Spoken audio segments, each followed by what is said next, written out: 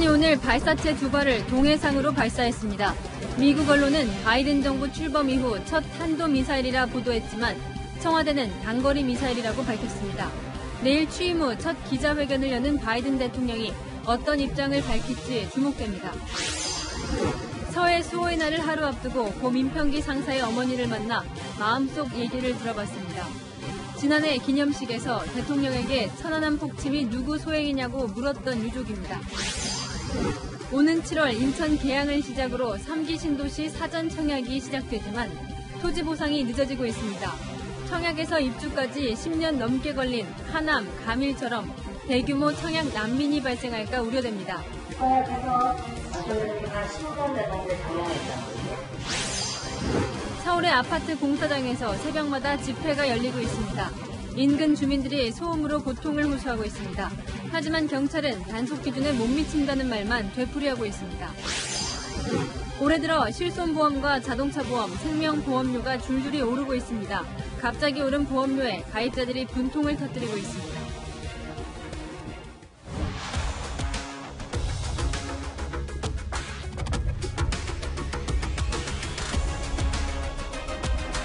오늘 뉴스에이는 불안해지는 한반도 정세로 시작하겠습니다.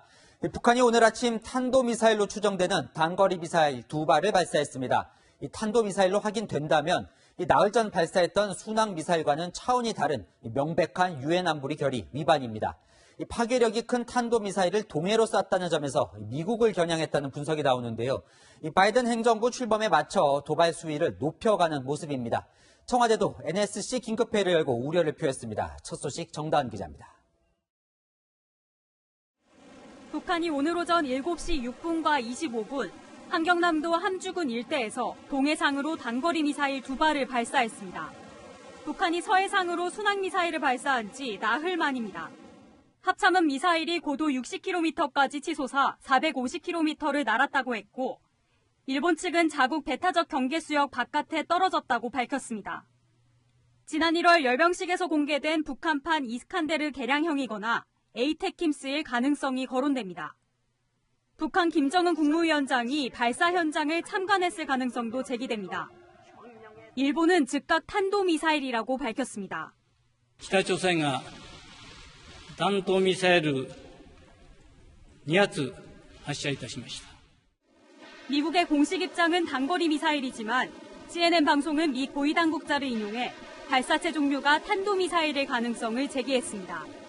탄도미사일은 사거리와 무관하게 유엔 안보리 결의 위반 사안으로 북한은 지난해 3월 강원도 원산에서 초대형 방사포를 발사했습니다.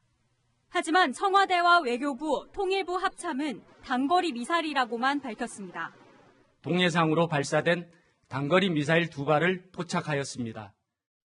발표 시점도 일본과 차이를 보였습니다. 일본 언론은 7시 9분에 속보를 전했지만 합참의 첫 발표는 7시 25분에 이뤄졌습니다. 청와대는 오늘 오전 긴급 NSC를 소집하고 북한 미사일 발사에 깊은 우려를 표명했습니다. 채널A 뉴스 정다은입니다. 북한의 도발을 미국은 어떻게 보고 있을까요? 북한이 미국 정권이 바뀔 때마다 초기에 자주 보여왔던 이 도발과 보상의 게임을 다시 시작한 것 같다며 대응 수위를 가다듬고 있습니다. 7시간 후죠. 이 취임 첫 공식 기자회견을 갖는 바이든 대통령의 입에 관심이 쏠리고 있습니다. 워싱턴 김정환 특파원입니다. 미국 시간으로 토요일 저녁 북한이 순항미사일을 발사했다는 소식에도 바이든 미국 대통령은 덤덤했습니다. No. According to the Defense Department, it's business as usual. There's no new wrinkle in what they did. 미국을 떠보려는 북한의 저강도 도발에 휘둘리지 않겠다는 의도로 해석됩니다. 미 국방부도 북한의 추가 도발 자제를 촉구했지만 Obviously, we call on Pyongyang not to do things that would make things less stable on the peninsula. 북한은 3시간여 만에 다시 미사일로 도발했습니다. 이번엔 중국과 가까운 서해가 아니라 미국과 가까운 동해였습니다. 미 행정부 관계자는 채널A에 북한이 자신들의 요구를 관철하기 위해 기존 게임을 다시 시작한 것으로 보인다며 도발이 계속 이어지면 미 행정부도 결정의 순간에 직면할 수 있다고 말했습니다. As the pattern of testing ramps up, there's going to be more pressure to get tough, to say something, to do something, to go back to the UN, come up with some new sanctions. 미 인도 태평양 사령부는 북한의 불법 무기 프로그램의 위협을 경고했고 일본도 유엔 안보리 결의 위반이라며 북한을 맹비난한 반면 중국은 대화 협상을 통한 문제 해결을 강조했습니다. 바이든 대통령은 현지 시간 25일 취임 후 첫 기자회견에서 북한의 미사일 발사에 대해 단호한 입장을 밝힐 것으로 보입니다. 이 북한의 도발은 향후 북미 협상을 염두에 둔 기싸움 차원이라는 분석도 나오지만 워싱턴의 대북 불신이 상당해 마주 앉기까진 치열한 삿바 싸움이 예상됩니다. 워싱턴에서 채널A 뉴스 김정환입니다. 이 북한의 도발 수위가 또 심상치가 않습니다. 외교안보 국제부 강은하 기자와 좀 짚어보겠습니다. 네. 자, 강 기자, 이 북한이 오늘 쏜 게 탄도미사일 맞습니까? 아닙니까? 이 군 당국이 왜 이렇게 딱 부러지게 이야기를 못하는 건가요? 네, 일단 합참은 탄도미사일일 가능성에 무게를 두고 있다 이렇게 말을 했고요. 미국 인도태평양 사령부 역시 공식적으로는 이 북한 미사일이라고만 지칭을 했습니다. 이 한미 양국 모두 탄도라고는 말하지 않았습니다.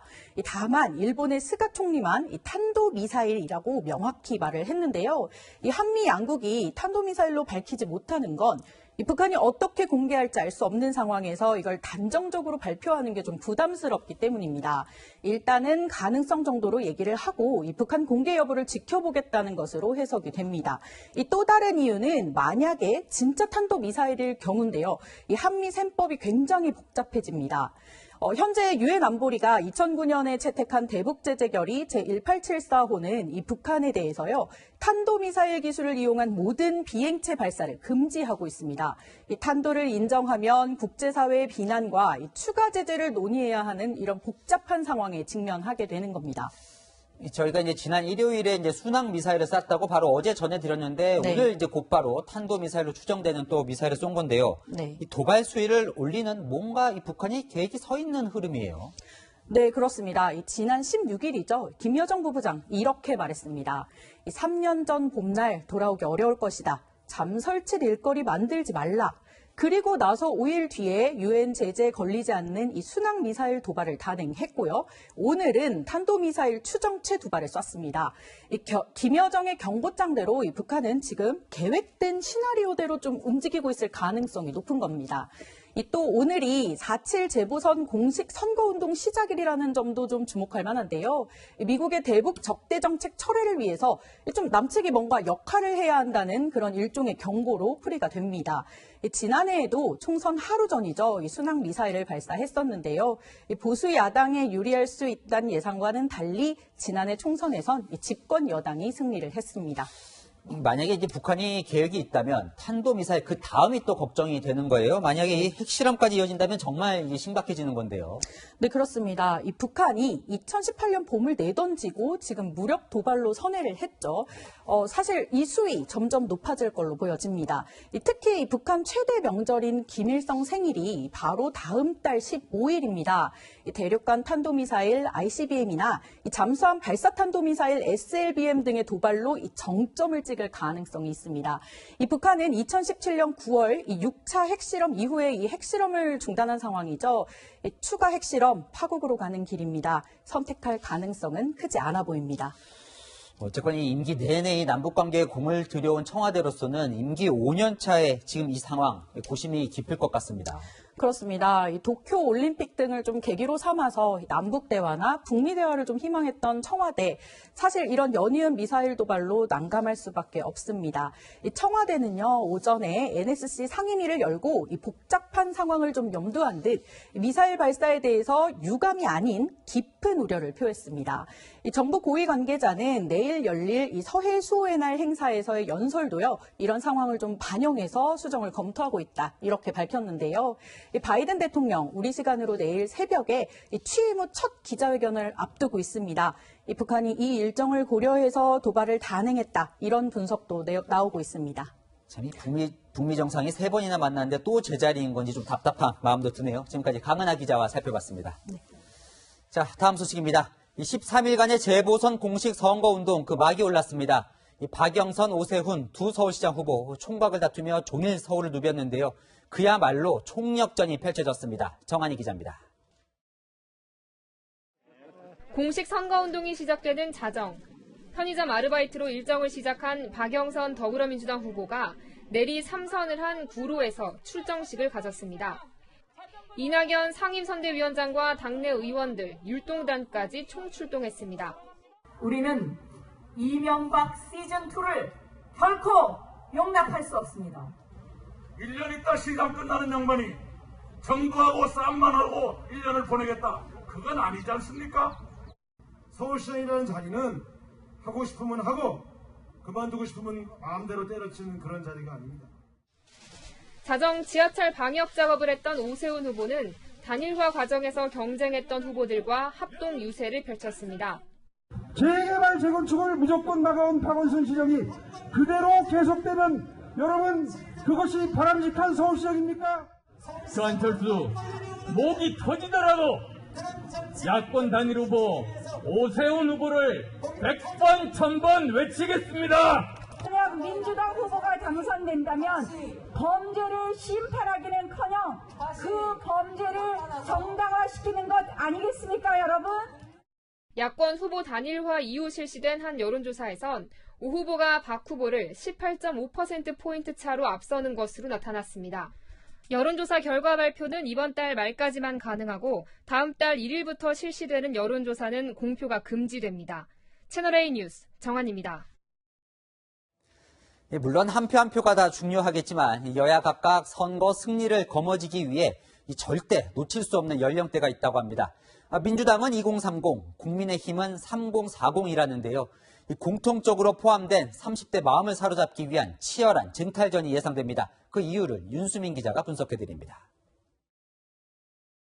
박영선, 오세훈 두 후보 진영에 이번 선거 기간 동안 집중 공략할 타깃이 어딘지 물어봤습니다.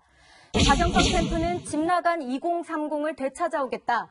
그리고 오세훈 캠프는 열세인 3040을 빼앗아오겠다고 답했습니다. 2030 젊은 층은 민주당의 핵심 지지층으로 꼽혀왔는데요. 지난 대선에서 문재인 후보는 2030 세대에서 압도적인 지지를 받았습니다. 지난 서울시장 선거 때도 지난해 총선 때도 2030은 민주당을 지지했습니다. 하지만 이달 초 터진 LH 사태 여파로 젊은 층의 민주당 지지를 더 이상 장담할 수 없게 됐습니다. 지난달 초만 해도 박영선 후보는 20대와 30대에서 모두 오세훈 후보보다 많은 지지를 받았는데요. 최근 여론조사에서 박 후보는 20대와 30대 모두 10%포인트 이상 떨어졌고 20대에서는 오 후보에게 역전을 당했습니다. 오세훈 후보는 3040을 붙잡겠다고 나섰는데요. 지난달 초 여론조사를 보면 연령대 가운데 40대 지지율이 가장 낮습니다. 최근에는 연령대별로 전반적으로 지지율이 다 오르긴 했지만 여전히 30대와 40대 지지율이 낮습니다. 특히 40대에서는 유일하게 박영선 후보보다 낮은 지지율을 보였습니다. 오세훈 후보 측은 이 3040 세대 표심까지 끌어와야 승리를 장담할 수 있다고 보고 있습니다. 채널A 뉴스 윤수민입니다. 이 두 후보가 모두 얻고 싶어하는 30대의 마음을 얻으려면 어떻게 해야 할까요? 이번 선거 이슈 중 30대의 눈과 귀가 쏠려 있는 곳은 단연 부동산 대책인데요. 이 박영선, 오세훈 두 후보 30만 호 넘게 공급하겠다. 이 목표는 비슷하지만 가는 길은 전혀 다릅니다. 이 김철웅, 김민지 기자가 그들이 내놓은 부동산 묘수를 살펴보고 따져도 보겠습니다. 집 없는 서민에게 내 집 마련의 꿈을 마련해드리겠다. 평당 1,000만 원의 반값 아파트를 공공분양으로 공급을 하도록 하겠습니다.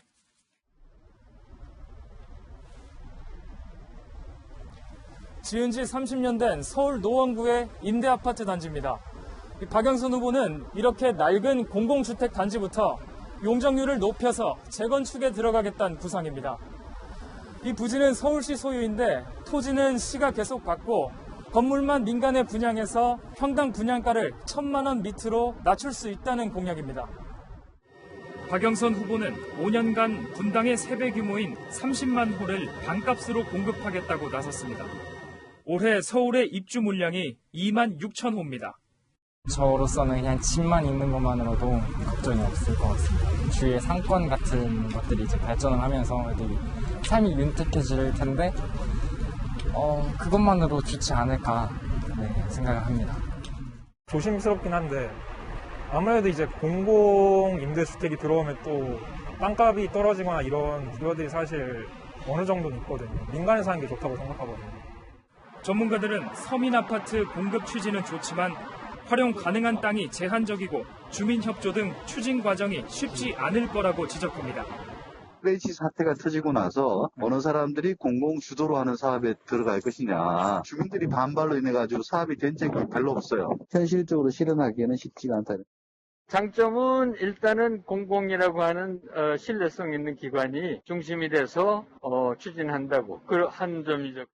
박 후보는 최근 박원순 전 시장 때 정한 35층 규제와 관련해선 일률적 규제는 고쳐야 한다고 말했습니다.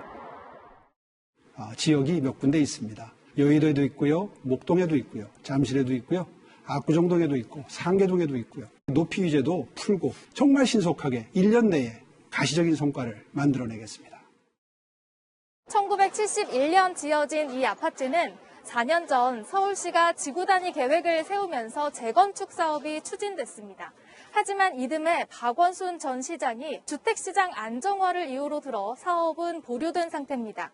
지금은 13층 24개 동 규모의 1,500여 세대가 살고 있는데요.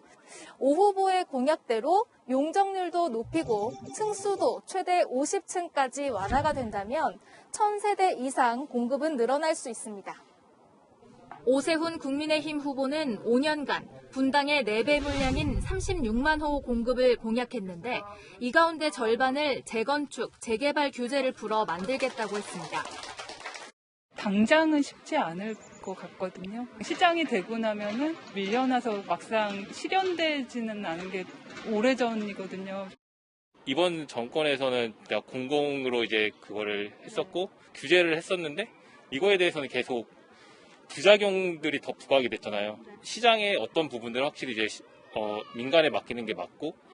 전문가들은 실현 가능성은 평가했습니다. 서울시장의 권한이 300%까지는 올려줄 수가 있고요. 상향되는 용적률만큼은 주택수가 늘어날 가능성이 있습니다. 하지만 투기를 막을 보완책 없이는 집값만 올릴 수 있다고 우려했습니다.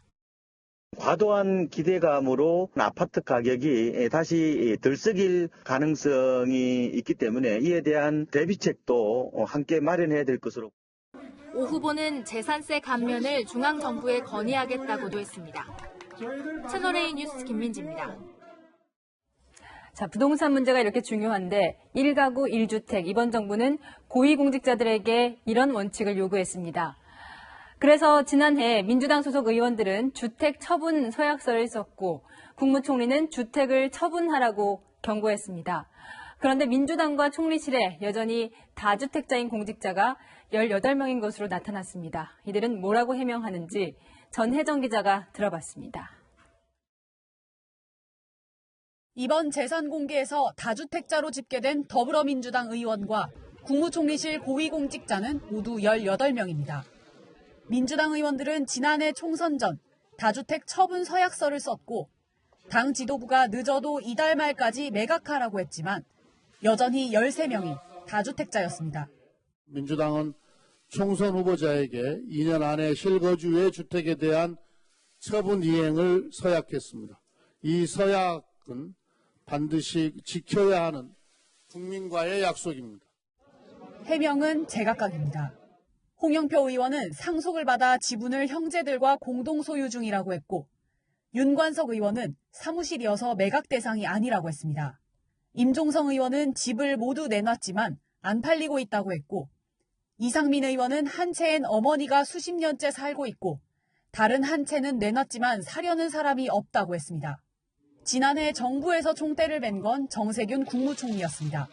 다주택자의 경우 하루빨리 매각할 수 있도록 조치를 취해 주시기 바랍니다. 하지만 총리실에서 주택을 처분한 건 구윤철 국무조정실장 1명뿐, 여전히 5명이 다주택자였습니다. 국무조정실 고위공직자 3명은 매도를 추진 중이라고 했고 산하연구원장 2명은 해명을 내놓지 않았습니다.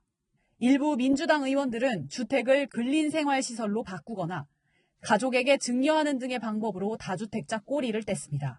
채널A 뉴스 전혜정입니다. 네, 정부 산하 기관장 중에도 유사한 사례가 있습니다. 국토부 산하 새만금 개발공사 강팔문 사장의 부인이 경기도 양주 2기 신도시 바로 옆 땅을 매입한 것으로 확인됐습니다. 강 사장은 국토부 관료 출신인데 2기 신도시 개발 당시 핵심적인 역할을 했습니다. 이서연 기자가 취재했습니다. 2기 신도시로 지정돼 아파트 단지가 조성 중인 경기도 양주 옥정지구입니다. 그런데 도로 하나를 끼고 텅 빈 공터가 보입니다. 신도시 아파트와는 불과 200여 미터 떨어져 있습니다. 이 땅의 소유주는 새만금 개발공사 강팔문 사장의 부인입니다. 신도시 개발이 한창이던 지난 2014년 3,699제곱미터 1,100평 정도의 이 토지를 지인과 함께 경매로 구입한 뒤 지분의 절반씩을 나눠 가진 겁니다. 그 사람들 오지도 않으니까 그런 사람들 나무가 막 엄청나게 많았는데 겨울에 그 건설회사라고 이제 그냥 무료로 매까진 거예요. 2014년 당시 경매가는 5억 2천만 원대였지만 양주까지 이어지는 GTX C노선 연장을 비롯한 각종 호재에 현재는 시세가 4-5배 뛰었다는 게 주민들의 얘기입니다. 실제로 많이 오르고 있죠, 지금. 이쪽으로 온 지 한 만 4년 됐는데 그때보다 한 4배 정도 오른 거예요. 근데 매물이 없어요. 강 사장은 국토부와 철도협회 고위직을 지낸 인물입니다.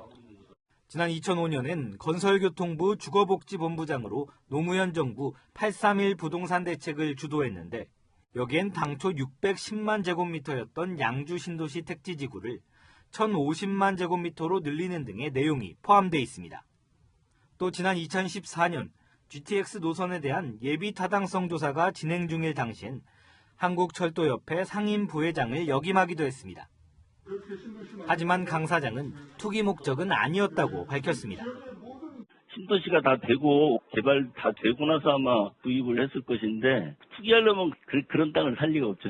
땅값이 많이 오르긴 했더라고요, 집가 자체가. 근데 거래는 안 돼요, 이게. 경기라서. 이후 강 사장은 채널A에 손실을 보더라도 빠른 시일 내에 처분하겠다는 입장을 보내왔습니다.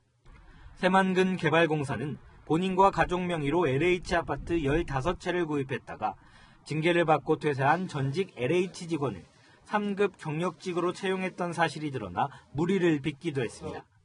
채널A 뉴스 이서연입니다. 네, 고위공직자들의 재산이 공개됐는데 역시나 부동산 재산에 눈길이 갑니다. 채널A가 경기도 지역을 집중 분석해본 결과 경기도의회 의원들이 개발 예정지 인근에 땅을 갖고 있는 것으로 확인됐습니다. 김승희 기자가 취재했습니다. 경기도 일대에 땅을 갖고 있는 경기도의회 A 도의원과 남편. 최근 3년 동안 용인 덕성 산업단지와 3-4km 정도 떨어진 땅을 조금씩 팔아왔습니다. 지난 2017년 이 의원 남편은 이 일대 땅을 사들였다가 이곳을 포함한 2개 필지만 남기고 되팔았습니다. 땅에는 이렇게 가지만 남은 나무들이 심어져 있습니다. 14필지, 11,000제곱미터를 쪼개서 산 금액은 2억 7천여만 원.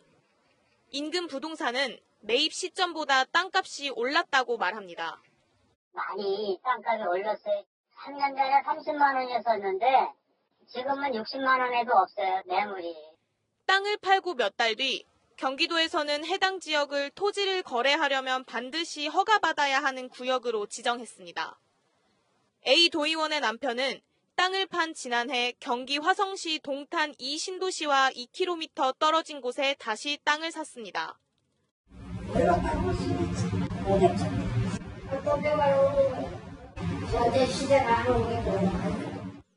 부동산 매매 경위를 물으려 해당 도의원에게 전화했지만 연락이 닿지 않았습니다. 개발 예정지 주변에 땅을 보유한 또 다른 도의원도 있습니다. 부천시 의원 출신인 B 도의원의 부인은 2018년 부천 대장동에 토지를 샀는데 대장지구가 3기 신도시로 지정되기 3주 전입니다. C 도의원은 필지 21개와 건물 4채로 모두 72억 원의 부동산을 신고했습니다. 개발 정보를 활용한 매입은 아닌지 도의원에 대한 전수조사가 필요하다는 목소리도 나옵니다. 채널A 뉴스 김승희입니다. 자, 이렇게 고위공직자와 공공기관 직원들의 각종 투기 의혹이 나오며 3기 신도시 사업은 위기에 놓였죠. 당장 오는 7월부터 사전 청약이 시작되는데 토지 보상이 늦어지고 있습니다. 청약 난민이 생길 수 있다는 우려가 나옵니다. 박정서 기자입니다. 허허벌판에 비닐하우스만 들어서 있는 인천 계양지구입니다. 넉 달 뒤 3기 신도시 중 가장 먼저 사전 청약을 받지만 현재 토지 보상 진행률은 절반이 채 안 됩니다. 주민 반발 때문입니다. 정당한 보상을 협의를 해야 되는데 그런 게 전혀 없다는 거죠. 지주 입장에서는 정부도 불신하게 되고 LH가 이런 사태를 일으키니까 3기 신도시 중 토지 보상이 진행 중인 곳은 인천 계양과 하남 교산 두 곳뿐으로 나머지는 아직 시작조차 못했습니다. 공공의 이익을 일하는 명분으로 토지를 강제 수용하는 정부의 주택 공급 정책 포기를 다시 한번 촉구한다. 신도시의 경우 지구 지정 후 보상에 들어가고 이후 지구 계획 승인, 착공이 진행되는데 토지 보상부터 삐걱대고 있는 겁니다. 지난 2010년에 사전 예약을 받았던 하남 가밀지구의 한 아파트입니다. 당초 2015년 입주 예정이었지만 아직도 공사가 한창입니다. 그래요. 12단지도 원래는 청약해서 완성된 지가 10년 됐는데 작년에 했잖아요. 토지 보상 이런 것 때문에 늦춰진 부분이 굉장히 많아요. 사전 예약 당첨자들은 입주 때까지 무주택 자격을 유지해야 하는 만큼 10년 넘게 전월세를 전전해야 합니다. 가밀지구 사전 예약자들은 그새 신혼부부는 학부모가 됐고 노부모는 다 죽어간다며 울분을 토하기도 했습니다. 정부가 3기 신도시를 밀어붙이고 있지만 토지 보상이 계속 지연될 경우 청약 난민이 또다시 대량 발생할 수 있다는 우려도 나옵니다. 채널A 뉴스 박정서입니다. 조국 전 법무부 장관의 딸 조민 씨의 부정 입학 의혹을 뒤늦게 조사하기로 한 부산대. 교육부가 시켜서 한다는 걸 거듭 강조하고 있습니다. 조사 의지가 약한 것은 아닌지 우려가 나옵니다. 배영진 기자입니다. 부산대가 조국 전 장관의 딸 조민 씨의 의학전문대학원 부정 입학 의혹 조사에 나섭니다. 모친 정경심 동양대 교수가 입시 비리 혐의로 1심 유죄 판결을 받은 지 석 달 만입니다. 조사 주체는 부산대 입학 전형 공정관리위원회입니다. 의전원 입시에 쓰인 동양대 총장 명의 표창장이 위조라는 법원 판결에도 부산대는 그간 최종 판결을 기다리겠다는 입장을 거두지 않았습니다. 앞으로 어떻게 될지 모르지만 현재까지는 지금 부산대학교의 재학생입니다. 기관이 학생을 보호해야 될 의무도 있는 겁니다. 하지만 어제 유은혜 교육부 장관이 조사와 조치 의무가 있다고 하자 하루 만에 자체 조사를 한다고 나선 겁니다. 부산대는 이번 조사가 대학 자체 결정이 아닌 교육부 요구에 따른 것이라는 입장을 강조했습니다. 재학생들이 조사 의지를 의심하는 이유입니다. 장관이나 이렇게 하라고 하니까 이제 하는 게 그때도 박탈감 느낀 학생들이 많았을 텐데 이게 이제 와서 하는 거는 좀 어떤 다른 목적이 있지 않나. 국립대 위상이라는 걸 그래도 생각해보자 하다면은 좀 더 다른 조치가 필요하지 않았나. 조사 주체만 정했을 뿐 방식도 대상도 정한 게 없습니다. 부산대는 조사 결과가 나오면 방침을 정하기 전 법리 검토를 하겠다는 계획이라 입학 취소 여부 결정 시점이 언제가 될지도 모릅니다. 올해 부산대를 졸업한 조민 씨는 의사 국가시험에 합격해 인턴 수련 과정을 밟고 있습니다. 채널A 뉴스 배영진입니다. 네, 이번에는 채널A에 보내주신 시청자 제보를 바탕으로 취재한 내용입니다. 밤낮으로 공사장 소음과 집회 소음에 살 수가 없다는 제보가 들어왔습니다. 주민들이 사는 곳인데 왜 이런 일이 생긴 건지 남영주 기자가 이 현장에 다녀왔습니다. 캄캄한 어둠 속에 울려 퍼지는 목소리.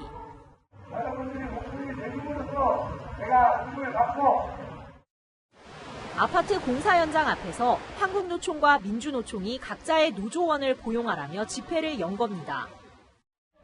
현재 시각 새벽 6시에 가까워지고 있는데요. 새벽을 깨우는 이 소음 측정해봤습니다.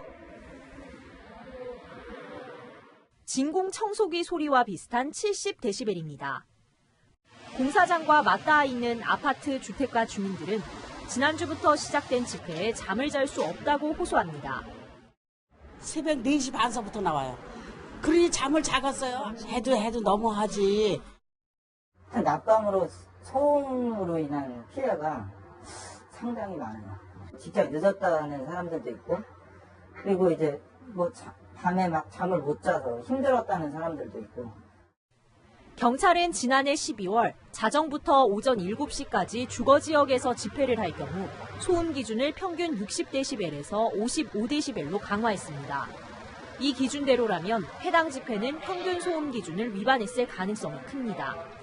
하지만 경찰은 집회 장소가 주거 지역이 아닌 기타 지역이어서 소음 기준이 65dB이라고 설명했습니다. 아파트 단지 주변이지만 공사 현장은 주거 지역에 포함되지 않는 겁니다. 시끄러운 사람 죽겠어요. 빨리 끝났으면 좋겠다고 그래요. 하루에 2번이면.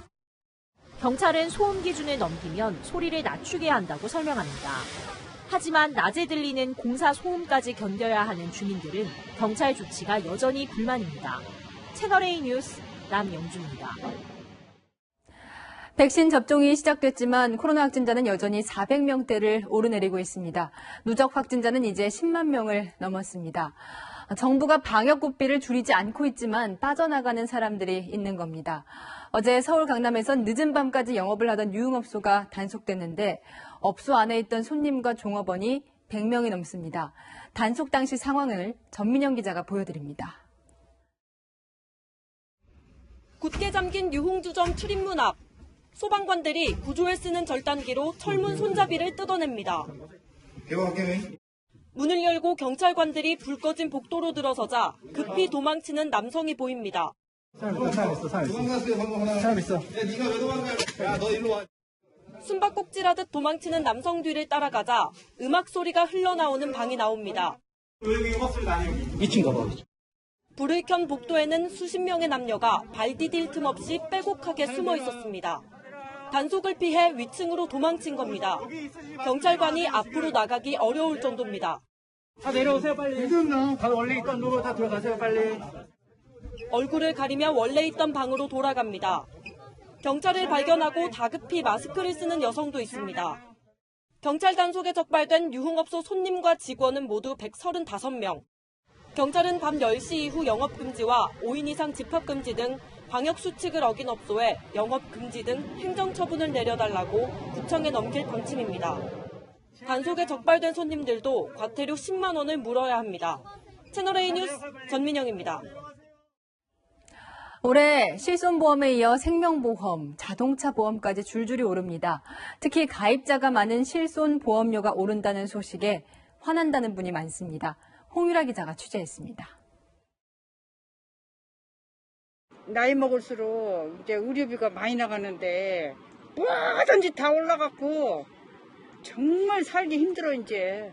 10% 지금 오른다고 지금 공지를 받았거든요. 그 실손에 대해서 제가 이제는 한 번도 안 해봤기 때문에 전 억울한 거죠. 가입자 3,800만 명에 달하는 실손보험의 보험료가 잇따라 오르면서 가입자 부담이 늘었습니다.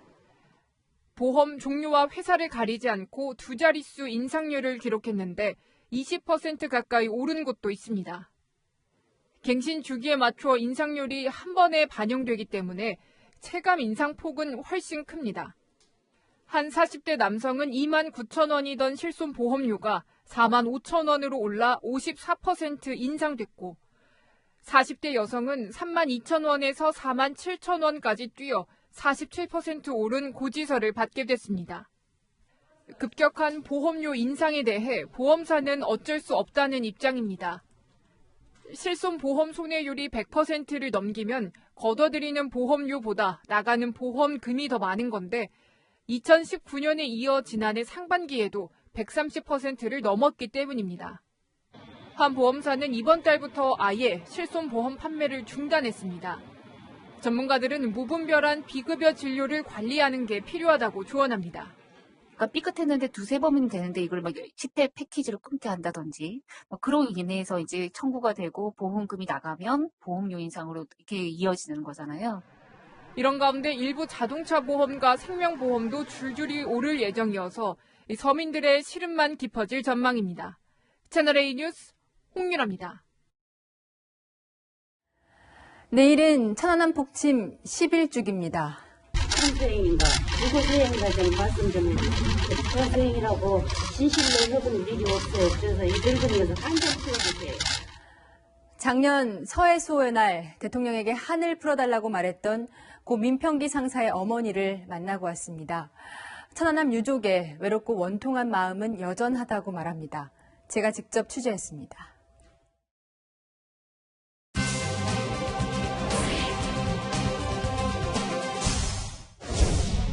충남 부여군에 살고 있는 고 민평기 상사의 어머니를 찾아가 1년 전 이야기를 물어봤습니다. 대통령 정부의 입장은 변함없다. 또 바짝 가서 했은 게 그러지. 시적구적 때가 더 큰 년 아니면 못 갔어. 뭐 바짝 붙어도 못 오게 하는데 뭐 그때 그냥 막 손도 뜬거 시간에 막 눈감 잡아서 그래야 되다가 물어봤지. 제발 좀 응? 이게 어디서 이게 우리 아이들 보낸 일인가 좀 확실하게 좀 말씀 좀 해달라고 그랬지. 그랬더니 대한민국에서는 변함이 없는 일이라고 그러더라고. 하지만 대통령의 대답 이후에도 바뀐 게 없어 실망했다고 말합니다. 어머니 마음이 뭔가 더 지치신 거네요. 바뀐 게 없지, 없는 짓이. 아무리 해봐도 뭐 대한민국을 위해서 뭐 정치해주는 게 아닌데. 특히 정부의 대북 정책이 서운하다고 말했습니다. 나는 이북 주는 게 잘 원통하고 부는 거지. 김정인이라는 놈 제일 국민들 죄다 굶겨죽이고 제들만 배불리 먹고 살잖아. 그러는데 아니 대한민국 왜 그렇게 퍼주는데요 도대체. 쏟고. 역시 천안함 폭침으로 아들 이상희 하사를 잃은 이성우 씨. 올해는 서해 수호의 날 행사가 더 축소됐다는 소식을 들었습니다. 원래는 계속 현충원에서 행사를 했었죠. 저희는 사실 평택 부대에서 하는지를 몰랐었어요. 당연히 뭐 대전 현충원에서 행사를 하는 걸로 알고 있었거든요. 매년 대전 현충원에서 열리던 행사 장소가 올해는 평택 이함대로 바뀐 겁니다. 정치인 참석을 제한한 것도 납득하기 어렵다고 말합니다. 선거에 영향을 줄 수 있어서라고 하던데. 글쎄 저는 그런 부분에 대해서 사실 납득하기는 조금 어렵다. 정치인이라고 하는 것보다는 국민들 입장에 속해서 와서 추모를 해주고 우리 애들 희생들 기려준다는 사실을 고맙게 생각을 했는데 11년이 지났지만 가슴속 그리움은 더 커져갑니다. 사실 잊어야 되는데 본 자식을 잊어야 되는데 잊지를 못하니까 그게 내 마음의 병인 거죠. 그전에는 너무 하나 독해가 많았는데 잠만 되면 잠이 안 오니까 잠을 못 자니까 수면제 먹어야 잠이 안 자. 내가 엄마는 할 수 있는 데까지 가서 해주고 싶어. 얼른 가서 하루 속삭하자. 여인선이 간다 였습니다.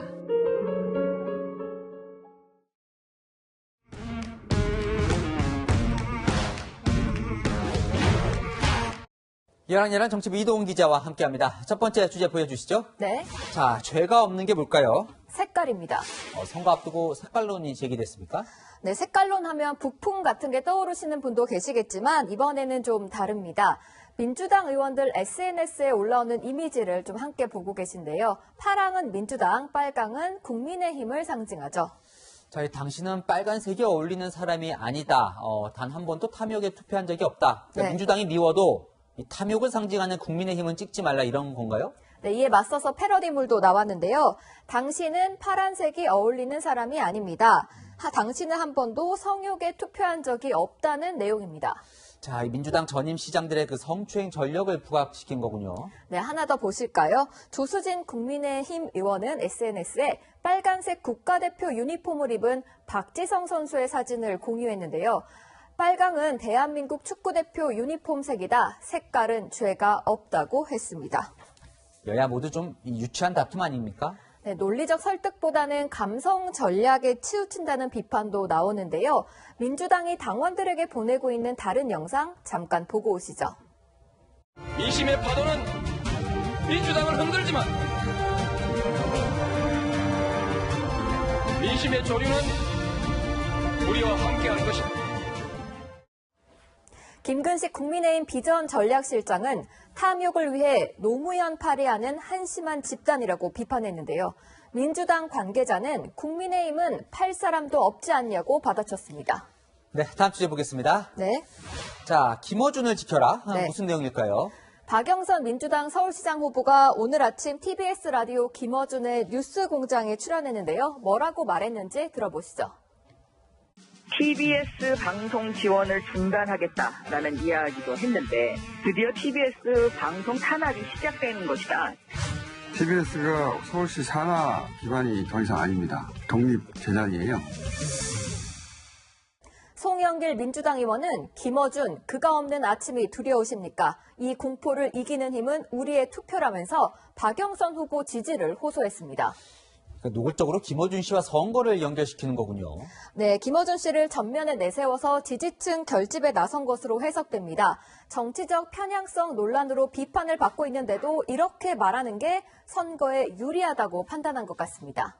아까 앞서 이제 김어준 씨 말이 좀 궁금한데 TBS가 독립재단이다 이런 이야기를 했잖아요. 네. 뭐 지위가 달라진 겁니까? 네, TBS는 서울시 산하였지만 지난해 2월부터 재단 법인으로 독립한 것은 맞습니다. 하지만 여전히 예산은 서울시에서 받고 있습니다. 올해에만 375억 원을 지원받은 것으로 알려집니다.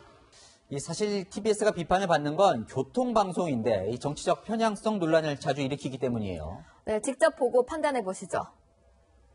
왜 CJ 핵심은 민주당 찍지 말라는 거 아닙니까? 그걸 비판한다고 2차 가해라고 하면 안 되죠.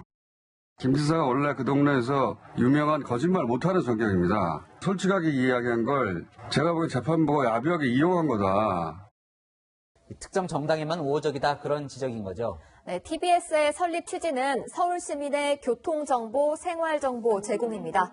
그래서 시민 세금이 들어간다는 걸 잊지 말았으면 합니다. 이런 지적을 받은 게 하루 이틀이 아닌 게 더 문제인 듯 싶습니다. 지금까지 여랑야랑이었습니다. 자, 다음 소식입니다. 도쿄올림픽을 알리는 성화 봉송이 시작됐습니다. 어느새 개막이 넉 달도 채 남지 않았는데요. 그런데 들뜬 축제 분위기는 온데간데 없고 오히려 코로나 감염이 우려된다며 성화 봉송을 못하겠다는 주자들이 이어지고 있습니다. 후쿠시마 현장에 김범석 특파원이 다녀왔습니다. 今トーチに聖火が点火されました. 넉 달 동안 일본 곳곳을 밝혀줄 성화가 출발했지만 관객은 보이지 않고 내빈들만 자리를 채웠습니다. 小さな炎は決して希望を失うことなく桜のつぼみのごとく今日この日を待っておりました. 자, 지금 첫 주자가 성화를 들고 달리기 시작했습니다. 코로나19로 연기된 지 1년 만에 성화의 불이 켜지자 행사장에는 함성이 울려 퍼졌습니다. 10년 전 동일본 대지진으로 시름에 빠진 일본인들에게 우승컵을 안겨준 여자 축구 대표팀 16명이 첫 주자로 나섰습니다. 国立の方まで届けて無事に届けていただければと. 하지만 성화 봉송 현장은 엄격한 방역 탓에 어수선합니다. コロナとかこういう状況の中でね、大手振って万歳っていう感じではないんでしょうけれども、イベントとして盛り上げていきたいなという. 내정된 봉송 주자 가운데 20팀 이상이 중도 하차했고 일부 지자체는 보이콧까지 선언했습니다. オリンピックはコロナがどんな形であっても開催するんだというちょっと理解不能. 해외 관객을 받지 않기로 한 도쿄올림픽은 2조 원 가까이 경제 손실이 예상됩니다. 코로나19 대유행 속에 손님이 대폭 감소한 시내 면세점을 찾았습니다. 두 개 층 중 한 층만 문을 열었는데 영업 중인 곳도 이렇게 보시다시피 출입 금지 줄이 쳐져 있습니다. 올림픽 해외 관객 방문이 취소되면서 피해액은 더 늘어날 전망입니다. 도쿄올림픽을 중지하거나 취소해야 한다는 여론은 70%까지 치솟았습니다. 強行するっていう風な印象しか与えないので、これ IOC の方が早くリーダーシップを取って、なんとかこの点をクリアしてほしいです。 다음 달 국내 관객 수도 제한하는 방안도 발표하기로 했지만 국민들의 반응은 여전히 싸늘합니다. 후쿠시마에서 채널A 뉴스 김범석입니다.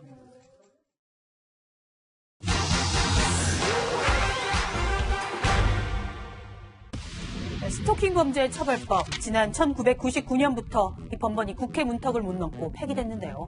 어제 22년 만에 국회 본회의를 통과했죠. 스토킹 범죄 앞으로 제대로 처벌할 수 있는 건지 따져봤습니다. 지금까지 스토킹은 이 경범죄 처벌법상 지속적 괴롭힘 행위로 분류해왔는데 처벌이 10만 원 이하 벌금형에 그쳐서 노상방뇨에 대한 처벌과 다를 바 없다는 비판을 받아왔죠. 경범죄 정도로만 다뤄서 너무 처벌 수위가 낮고 실질적으로 형사적 처벌이 이루어지는 경우도 매우 드물었기 때문에 이번에 입법은 꽤 의미가 있는 것입니다. 앞으로 이 스토킹 범죄는 3년 이하 징역이나 3천만 원 이하 벌금에 처하고 흉기 같은 위험한 물건을 이용하면 5년 이하 징역이나 5천만 원 이하 벌금이 부과되는데요. 피해자 의사에 반해 정당한 이유 없이 불안감, 공포심을 일으키는 행위, 스토킹으로 봅니다. 예를 들어 접근하거나 따라다니기, 직장 학교에서 기다리거나 지켜보기, 우편으로 물건 등을 보내는 걸 스토킹 행위로 보죠. 스토킹 범죄는 스토킹 행위를 지속적 또는 반복적으로 했을 때 성립합니다. 스토킹 처벌법이 실효성에 대한 의문도 있습니다. 여성단체는 이 범죄 구성 요건이 지나치게 엄격하다고 지적했는데요. 흉기 등을 이용한 스토킹 범죄가 아니면 피해자 의사에 반해 공소를 제기할 수 없다는 이른바 단의사 불벌 조항이 문제라는 지적도 있습니다. 국내에선 첫 발을 뗀 이 스토킹 처벌, 미국은 1990년 캘리포니아주를 시작으로 모든 주가 스토킹 처벌하고요. 일본은 2000년 관련법 제정 이후 2차례 걸친 법 개정을 통해 피해자의 고소 없이도 기소 가능한 비친고죄로 다루고 있습니다. 이 밖에도 궁금한 점은 팩트맨 만문의 바랍니다. 아시아와 유럽 해상교역의 동맥이죠. 이집트 수에즈 운하의 초대형 선박이 좌초돼 사흘째 통행이 중단됐습니다. 국제 유가가 급등하는 등 물류 피해가 생기고 있습니다. 권갑구 기자입니다. 망망대해 컨테이너를 가득 실은 선박들이 길게 늘어섰습니다. 먼 바다를 살펴보니 또 다른 선박들이 꼬리에 꼬리를 물었습니다. 현장 모습을 담은 SNS에는 난리가 났다며 수에즈 운하 입구에서 인도까지 배들이 몰려있다고 전합니다. 현지 시간 그제 오전 길이 400m 초대형 컨테이너선이 수에즈 운하를 가로막아 바다에서 발이 묶인 선박은 200척 이상으로 늘었습니다. It's a really serious incident. You know, if you think how fragile, it shows you how fragile the global supply chains can be at times.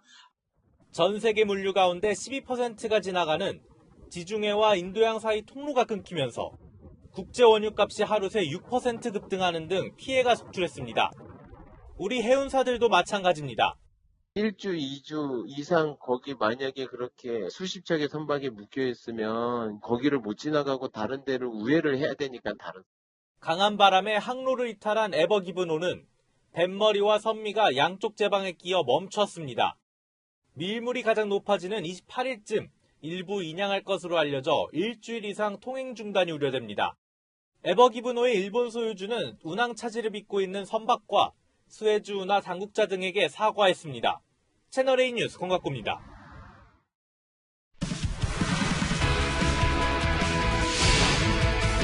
안녕하세요. 스포츠 뉴스입니다. 공격 시간 종료를 알리는 소리와 함께 골이 터지는 버저비터는 농구에서 가장 짜릿한 순간인데요. 올 시즌 이 드라마 같은 상황이 부쩍 늘었습니다. 김태욱 기자가 취재했습니다. 야구에는 9회 말 역전 끝내기 홈런이 있고 축구에는 추가 시간 결승골이 있습니다. 그리고 농구에는 그렇습니다. 바로 버저비터가 있습니다. 올 시즌 3점슛 성공률은 지난해보다 2% 넘게 올랐습니다. 시간에 쫓기더라도 먼 거리에서 자신있게 슛을 던지면서 버저비터가 늘어난 겁니다. 버저비터의 거리는 점점 길어집니다. 던진 사람도 얼떨떨하게 만든 디비 타이치의 골은 무려 24m를 날아 역대 2위에 올랐고 오리온 한호빈, 전자랜드의 박찬희도 20m를 넘는 골을 선보였습니다. 단순히 운이 좋아서만은 아닙니다. 훈련 끝나고 이제 하프렌싱 연습을 좀 하거든요. 그것도 하나의 비결이라고 생각을 하고. 찰나의 순간을 관리하는 개시원들은 더욱더 경기에 집중할 수밖에 없습니다. 승패에 연관돼 있어서 집중을 많이 하다 보니까 끝나고 나면은 약간 진이 빠지는 약간 그런 느낌이 있습니다. 시즌 막바지 버저 소리와 함께 터지는 골이 순위 싸움을 더욱 뜨겁게 만들고 있습니다. 채널A 뉴스 김태욱입니다. 이른바 맥값 폭행이라는 과거 이력 때문에 취임을 하지 못한 최철원 아이스하키 협회장 당선인이 맞대응에 나서는데요. 이 과정에서 학부모, 선수에게까지 탄원서를 내라는 요구 때문에 논란입니다. 강병규 기자입니다. 아이스하키 유소년 클럽 감독 A씨가 공개한 탄원서입니다. 최철원 아이스하키 협회장 당선인을 지지한다는 내용입니다. 지난주 상급단체 임원으로부터 선수 학부모의 서명을 받아달라는 요청을 받은 겁니다. 하지만 일부 학부모들은 서명을 거부했습니다. 최철원 회장 후보가 예전에 폭력 사건이 있지 않았습니까? 그런 사람 협회장이 되면 우리 아이들이 조금 뭐랄까. 서명은 자율이라고 하지만 지도자도 학부모도 압박감을 느낄 수밖에 없습니다. 초등 대표라는 게 있습니다. 그 유니폼 코리아를 입으려고 부모님들은 어떻게든 운동을 시켜서 여기 하는 건데 돈 받게 나면 거의 대표가 어렵죠. 대한체육회는 지난달 최 당선인의 인준을 거부했습니다. 과거 고용 승계를 요구하던 근로자를 폭행하고 맷값이란 명목으로 2천만 원을 줬다가 구속 기소된 이력 때문입니다. 해당 탄원서는 대한체육회의 결정을 뒤집기 위한 법적 대응 때 제출될 것으로 보입니다. 상급 단체 측은 자율적으로 서명을 진행했다며 초등 대표 선발과 탄원서는 관련이 없다고 해명했습니다. 채널A 뉴스 강병규입니다. 지금 보시는 이 커다랗고 멋진 나무는 서울 기상관측소에서 표준목으로 지정한 왕벚나무입니다. 어제 이 나무에서는 벚꽃이 공식적으로 개화했는데요. 이미 집 근처나 공원에서 벚꽃이 활짝 핀 걸 보셨다고 해도 서울의 벚꽃 공식 개화는 이 나무를 기준으로 결정합니다. 올해 벚꽃 개화는 1922년 관측을 시작한 이래 가장 빨랐습니다. 평년보다 17일이나 빨리 폈다고 하는데요. 올해 2월과 3월이 예년보다 2에서 3도나 더 포근했고 일조량도 높았기 때문입니다.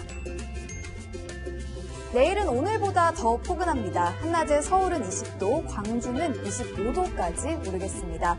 건조특보가 내려진 동해안 지역은 밤사이 바람이 매우 강하게 불겠습니다. 내일 대체로 구름 많겠고요. 중서부와 일부 영남 지역은 공기질이 좋지 못하겠습니다. 날씨였습니다.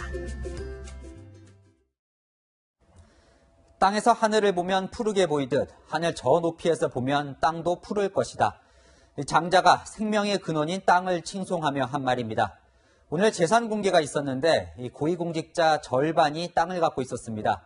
그런데 이 소식 접하고 뿌리나 생명의 땅보다 탐욕과 특권의 땅이 먼저 떠오르는 건 저뿐만이었을까요? 이런 말 듣는 공직자들 섭섭해도 할 수 없습니다. 오늘의 한마디, 땅은 뿌린 대로 거둔다로 하겠습니다. 오늘 뉴스 여기까지입니다. 내일도 뉴스입니다.